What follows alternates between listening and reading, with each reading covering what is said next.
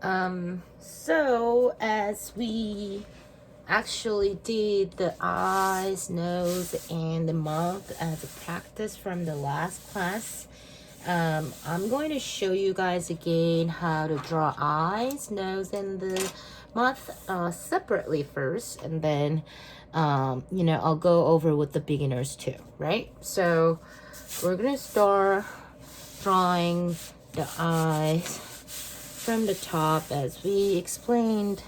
Let's say that there is face, right? The circle around. If you have an image of any of your friends or yourself or your family, that's okay to use it as a reference. It's all practice.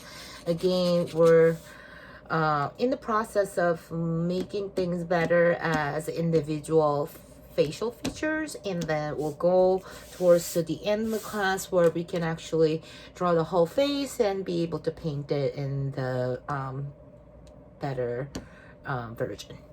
Okay, so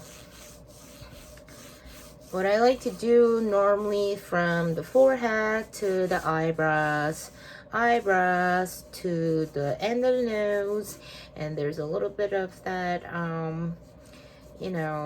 middle where you actually make the middle line as a guide for the face. So it could, if I do this, let's say that this is the ball and there's middle guideline for the face, and if I say that like make this as a guideline, that means the face itself is facing this way, right? And if I like say that like if I'm making this as the facial guideline, and this means this face is facing this way, right? Regarding whatever you're doing right now, we're gonna practice the person looking right at you, so looking at the front.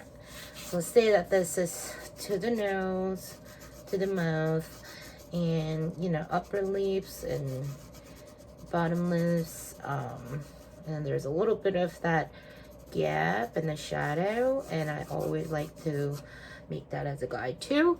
Let's say this is the middle. As we talked about, the distance between the eyes are very good standard point to see if your measurement is right. So let's say that the middle nose is over here, and as we talked about how to make face shape not so flat or illustrative, more thinking about the value and the structure of the face, which is not so 2D. So let's say that there's a ball in the middle of the nose, and you sort of thinking about that ball as a guide, the middle guide, and then you think of like how much of the nose goes out from the middle. And let's say that you made that first, and how to find the eye line is to compare the vertical and horizontal lines, which is very basic measurement resources that we talked about. Those are the facility that you can use, like the most accurate proportion that you can find from the facial features is that you use the vertical and horizontal line to compare one or another. So let's say that you start the end of the nose from here and see where the eye line is going to go, and let's say there is person that start the eye from here. A lot of times you have a little bit of that ball where your tear comes from, and then you normally go up, sometimes more. It could be longer, it could be shorter. It's up to person, and goes down, right? And say that, oh, it looks like my eyes are too narrow between the nose. I'm gonna actually fix that, and goes a little farther. And see, normally this is not further than this, and it goes a little bit in, but I think that was too far this is very sensitive lines that you might want to work on the most and keep comparing until you finish the painting. So let's say that you started that eye and goes down.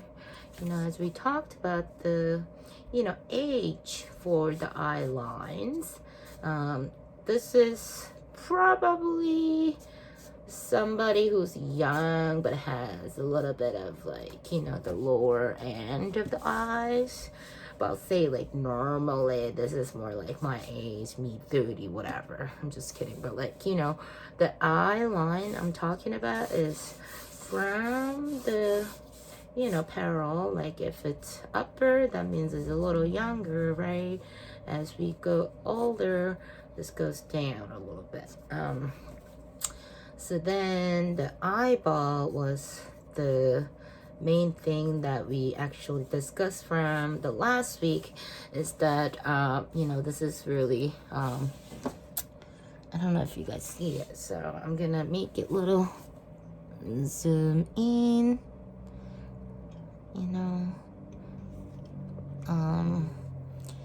yeah, so that didn't work, whatever. So you're gonna make sort of like highlights.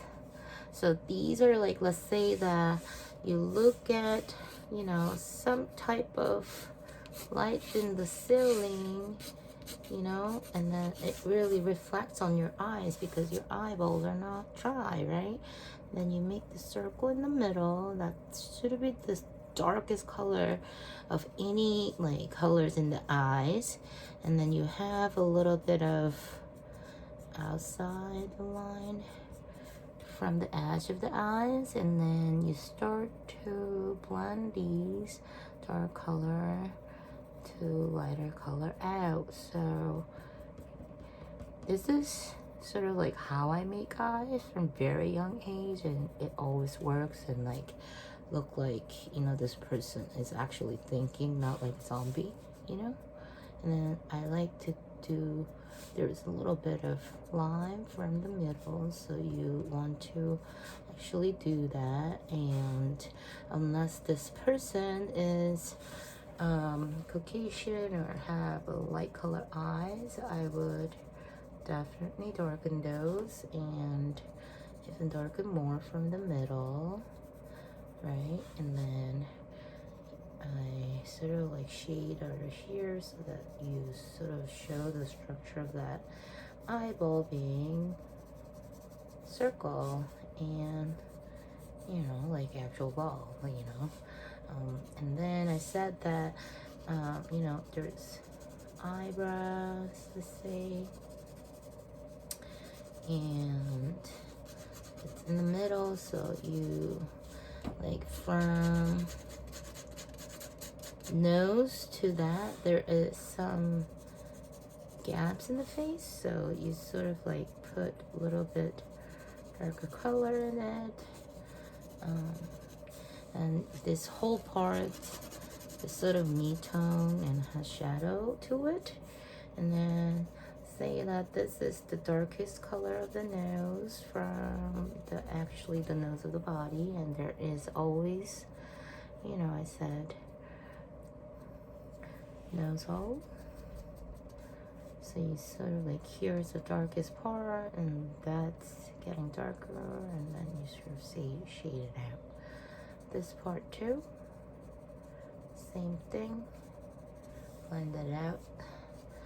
And there's parts where the nose ends, that should be dark too. And then in the middle of the, you know, side of the nose, there's always shadow, so that you show that. So basically my light is coming from here. We always talk about how to set up lights. Sorry I didn't start with that, but hope you guys understand. Normally we start with, you know, setting the light, so always try to remember. So then, you know, this shadow is really important because you always get that kind of shadow unless the light is really hitting you right from your front. And then let's say that there's, you know, you found the middle of the lips, and this is the darkest part, you know. Put it down. This can be darker, and I said, as somebody who doesn't ever laugh, goes down. Somebody who's always smiling, it goes up. So, you know, smile, and then shade it out. And there's always middle line for the upper lips too, and then it gets darker in the here, you know, and then darker here too. It's up to different you know, shape of lips, but normally it's the similar. So I'm gonna go to dark, little tap it out, and I don't want to forget about the, you know, highlights when I paint, just so I sort of marked that too. And sorry, I don't have, you know, one of the rules that I always say in the class is that you need masking tape, but sorry, that we're going through, you know, some self quarantine time, so we don't really have it, and that's fine. You know, for me, I always need it, but I couldn't go to studio, so I don't have it either, so let's just forget about that. And then there's a little bit of, you know, shadow in the thing, and then there's sometimes people have under eye, a little bit like that, and then, you know, shade.